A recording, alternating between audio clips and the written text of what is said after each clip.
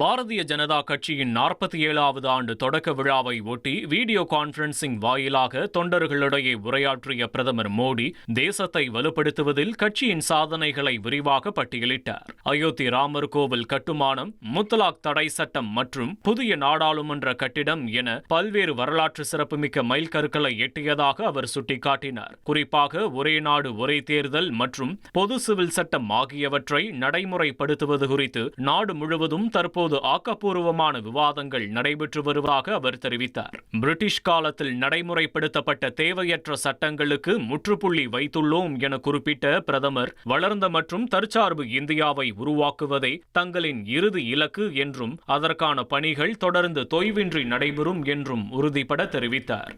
1,27,00,000 மனங்களை வென்ற தந்தி TV YouTube channel. தவிர்க்க முடியாத தம்ப்நெயில்ஸ், கலக்கலான கான்டென்ட்ஸ். நீங்களும் இந்த குடும்பத்தில் இணைய இப்பவே சப்ஸ்கிரைப் பண்ணுங்க.